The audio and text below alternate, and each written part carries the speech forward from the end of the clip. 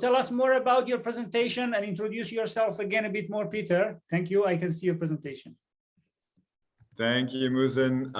Great to meet everybody. Do you see my screen? Yes. Okay, perfect. Okay, so hi everybody. So my name is Peter Speyer. I'm head of customer success for a program at Novartis called Data42. And what we're trying to do is bring together data from across research and development at Novartis, curate the data and make them findable and accessible across the organization such that we can accelerate use cases where these data are needed. As head of customer success, I'm responsible for identifying the right user groups, bring them on the platform, make sure they have all the tools and services that they need, and ultimately making sure they can generate value on the platform and bring more medicines to our patients faster. What I wanted to do today is give you a quick whirlwind overview of kind of what is this program, what is the platform, a few of the learnings that we had in a couple of use cases. So listening to the discussion right before this one, we're one step before this. We're trying to put the data on people's computers so they can actually become either true data scientists or citizen data scientists and make best use of those. Let me jump in. Requisite fine print. It's intended for the presentation is intended for non-promotional scientific purposes only. Can have information on products. It's accurate to my knowledge, and includes publicly available information. Copyright risks with us. So the start of Data42 was that we took a step back when we were thinking about data and digital at Novartis. Looked at 2 million patient years of data that we have access to from cumulative trials over the last decades on one hand, and then the expertise we have across tens of thousands of scientists, medics, data scientists, analysts, and so on. And said, how can we best combine those two things to get to some benefits? And we were expecting to be able to help improve trial designs, create patient cohorts, support label expansion, indication expansion topics. And we started frame a program around this that says, how do we do this at a scale that is really bringing all the data together for users across Novartis? And so what the vision that we're still working towards is we want to create this one connected R&D data lake where you take anything from genomics information through different other omics, RNA, protein, metabolites, all the way to the phenotype, and looking both at clinical trial data as well as real world data, and bringing those together to accelerate in the end our activities along the entire pharma value chain, which obviously has many somewhat standardized questions and then millions of underlying scientific questions, right? That range from target discovery and compound discovery all the way through clinical development into the post-approval phases with publishing evidence and demonstrating real-world effectiveness. So for us, this entire set of questions is in scope, and what we want to do is bring together data that helps folks across Novartis answer these questions. We had a not quite straight journey, as you could imagine. The size of the data as well as the comprehensiveness of the objective led us to revisit a few times kind of how we structure this program and the platform. So we started our journey in 2018 with kind of the idea. Took us about half a year to start finding funding and first contributors to actually build on the platform. We had it fully implemented by early 2020. Which means we had the technology stack where the program team could actually start ingesting, curating, working on data. And then in the later half of 2020, opened the platform to our first users to kind of work together on kicking the tires a little bit and starting to build products on top of the platform. We were available or have been available across Novartis since the end of the first half last year, and have now about 1,100 users that are implementing projects on the Data42 platform. The platform contains data on about 900,000 trial patients and a little over 1 billion patients in terms of real-world data records. We have data from about 3,000 trials ingested. We have assessed in the process over 3,000 systems to seeing how do we bring relevant data from across Novartis together into one data lake, connecting them, curating them, making them useful, with a team of about 160 people with big hubs in Switzerland at our headquarters, in the US and India, as well as a few in Russia, although that picture changes as we speak quite a bit. What does the platform look like? So we have an AWS environment where we have scalable computation and storage. We have access to all sorts of computational power through CPUs, GPUs, high performance compute, and obviously through APIs, ways to get data in and out of the platform. You see this at the bottom here. Inside this platform, the magic happens in a couple of places. One is what, if you look from the bottom, is the data sources. So we have what we call pipelines, where we curate clinical data. So the clinical trial data used for submissions. We're using genomics and proteomics data and build out pipelines. And I'll show you this in a little more detail, that transfer raw data, which we're ingesting into the platform, into curated data that are linked across different data modalities, as well as curated such that it becomes easier for data scientists to use them. We've brought all real-world data from across Novartis into the same platform. As you can imagine, like most pharma companies, the market scan, CPRD, Optum, and so on, as well as smaller data sources for specific disease areas. And we are currently working on expanding into the preclinical stage to be able to do back and forth translation between clinical and preclinical.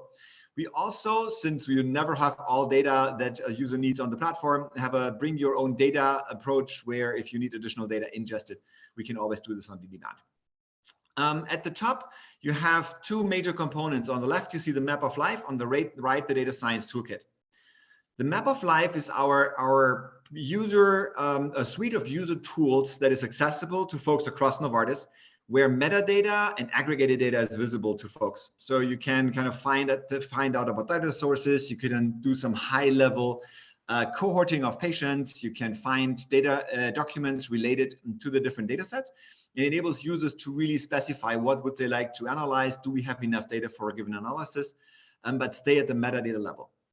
To get access to patient-level data, we make users provide what we call an investigation request. So an investigation is an analytic project. And this request basically is based on the data they have selected in one of our discovery tools. So they're saying, I need data from a certain suite of trials from a given program. And then they need to tell us what they want to do with the data, because we use these three dimensions to assess the risk in this investigation.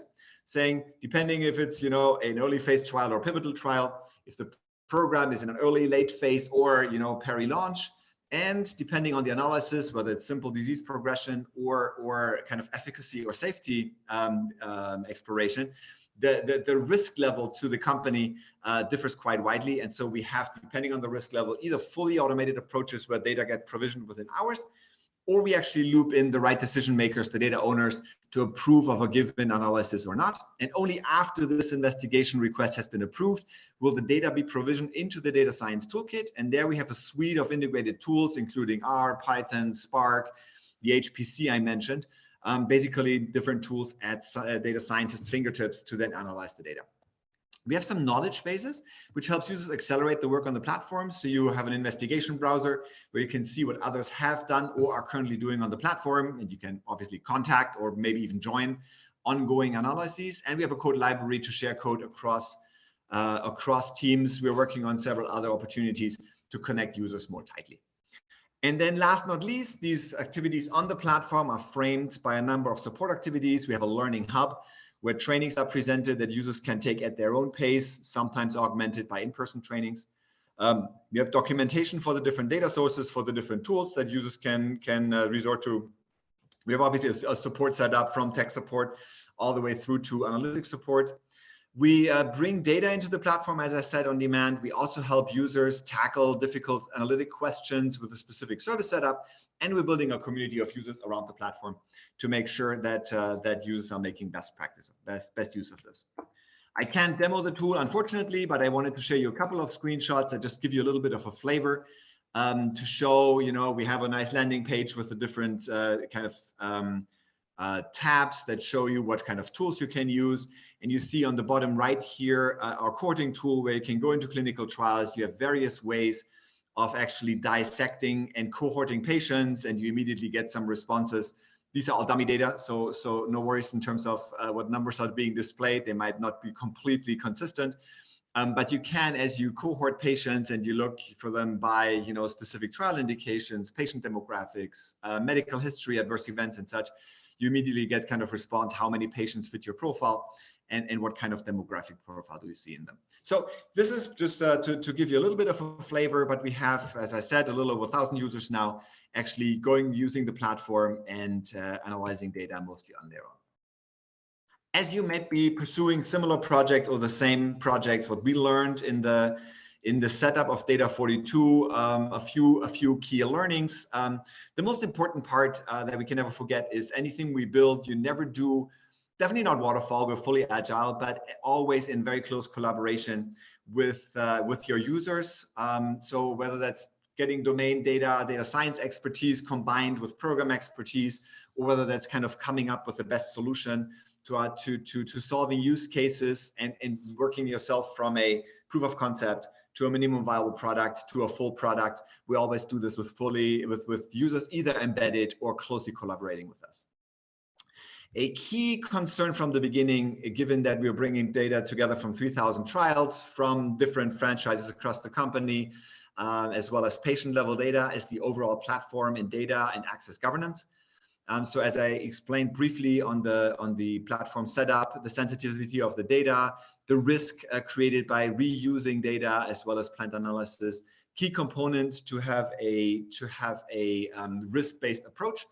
And we got approval from across key stakeholders in the company at a very senior level to make sure that the way we're structuring this actually complies with all our governance setups, privacy concerns, and so on, as well as stakeholders buying fully into this.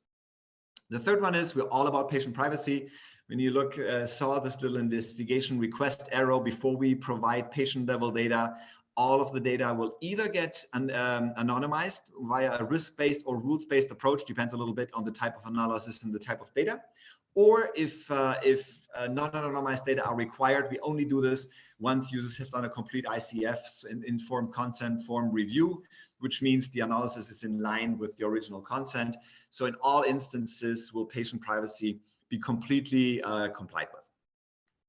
The fourth one is data provenance. So if you bring data from multiple sources together, we do a bunch of permutations on the platform to link and curate the data. We then anonymize. We have powerful tools that allow you to actually track back any data point to what changes did it actually go to. Really important to be able to quickly answer questions why data were transformed in a certain way or why you may see a certain variable distribution. Being super clear around what happened from the point that you got the data, the raw data from your source system, all the way through to providing it to your users. Company-wide access is a key differentiator for us. Many large companies the size of Novartis will have multiple platforms and systems and databases that contain various bits and pieces of the data. Data42's distinct advantage and a key benefit to the company is that now, on the one hand, we bring data together from these different sources, but we also bring together users from across the value chain, from discovery to research to medical affairs, and making sure that they can collaborate on an indication end-to-end in one seamless system. Knowledge management, I mentioned these repositories that we've built into the platform, ensuring that use cases that people devise are built on the work of others, whether that is insights that have been developed before, or whether that's kind of looking at ongoing projects and analyses that have been implemented. Super crucial. We see a lot of not duplication of effort, but similar projects rolling off. And so either users find themselves, or we're also trying to actively connect where efforts seem to be able to collaborate, and we can potentially save resources or accelerate the efforts. Community support is really important. A platform of the scale of ours, you cannot support every last user with every one of their quests. So we're also connecting users across each other. We're finding power users that can provide peer-to-peer support and basically have open fora, whether that's at internal conferences or websites where users can connect to each other and basically learn from each other. Bring your own data is, you can never forget, right? You can be as comprehensive and as diligent as you want to identify the right data sources. A complete data set is always missing, so it's important to have a setup where you can then quickly add to a given database, always keeping in mind how that affects, for example, privacy or governance, right? To make sure that you don't inadvertently mix data or potentially link data or create the ability to link data that isn't foreseen. So we're rather careful around kind of how we bring the data on. but certainly important to have a pathway for that. And then last but not least, culture. It came up in the last discussion. As I said, we are fully agile. Data42 is structured into product teams, which are run by a product owner, fully accountable teams to develop certain functionality or data pipelines, and then orchestrating the work in a fully agile approach. Happy to discuss any of those in more detail. Certainly interesting to deep dive and exchange experiences. I just wanted to give you a little bit of a sense on the complexity in the platform before I touch on a couple of use cases and then open for questions. This is our clinical pipeline. So you see the data sources in orange on the rest and on the left. Then data ingestion, parsing, and mapping rules. And then you see kind of the full setup throughout the pipeline where we do some of the pre-cleaning, the unification, anonymization, and then in the end, what we call golden data tables, the data that is actually provided to our customers. So it's a hugely complicated setup, but again, any data point can be traced back to any of these, through any of these permutations. Maybe 3 super short use cases that might be of interest. So really cool to see now as we're harmonizing data across thousands of trials, now we can truly look at diversity and inclusion across Novartis trials, as well as by indication, country, and so on, right? We have the age, sex distribution in trials. We can look at race and very quickly answer questions around what's the current distribution, how can we further improve this? Virtual POCs is a really interesting area for us, right? Where we're taking data from existing both the treatment arms and the placebo control arms. And then for a given compound, looking for treatment for patients that have a different indication in their medical history and seeing if we see a change in that particular disease as they're taking a given drug. And so that it allows us to do a relatively quickly an assessment on whether a compound may work for a new indication. And then the last one, external control arms, and I just have a simple picture on the left. The opportunities obviously range from kind of leveraging real-world data through leveraging clinical trial data to complement a single-arm study with a control arm that is based on various data sources. And we've developed capabilities around quickly being able to pull together the data to actually build one of those arms and support submissions. There's more use cases we're pursuing, many more from endotyping to enabling external collaborations. Like I said, clinical to preclinical prediction or polygenic risk scores. The opportunities are endless. So maybe one more caveat, be careful around kind of where you engage and what things you support at scale versus where you let users basically implement things on their own. To make sure that you really focus on the highest value opportunities. I'll open up now for questions. Here's my email address. If you have follow-up questions, post them in the chat. We can chat now or contact me by email. You know, everyone wants clean data. Nobody actually wants to clean the data. That's what we're here for at Novartis. But yeah, super happy to exchange a little bit of information on how others might be doing this. Thanks a lot, Peter, for your informative presentation. The first question, Igor is asking, how do you solve data quality issues? Excellent question. It starts with how do you actually identify the quality issues? So users come back. We do a substantial set of data quality checks, sanity checks, right? If we harmonize lab values, are we still in the range that is expected for humans? Age, right? Are we outside the 0 to 100 or so range? So a lot of that is standardized on the platform, and then reacting quickly to user feedback if they discover any of those issues. We actually actively encourage reviews and saying, if you know the data well, please let us know. Have run little competitions and so on as well. Thanks a lot. Holger Dach from Speyer is asking, talking about clinical trials, did you manage to provide harmonized data assets?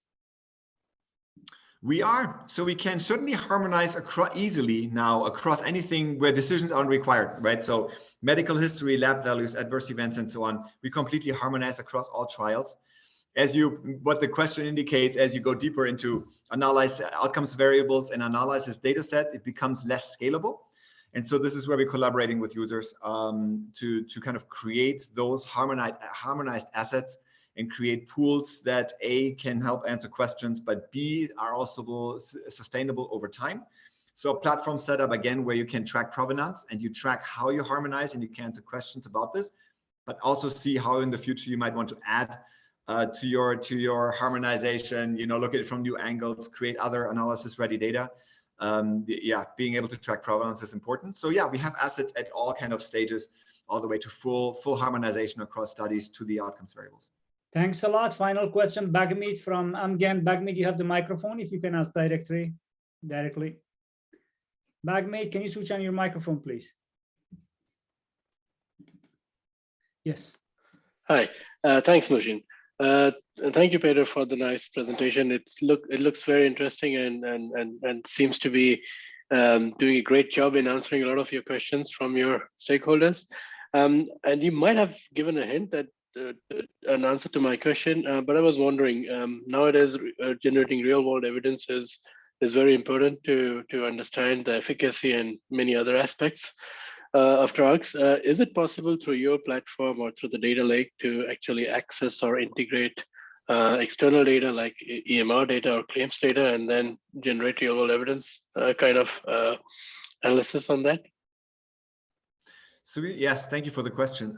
So we have the real world data pipelines on the platform. So some of those like Optum as a health record database, market scan for claims, and many other sources are on the platform and analyzable.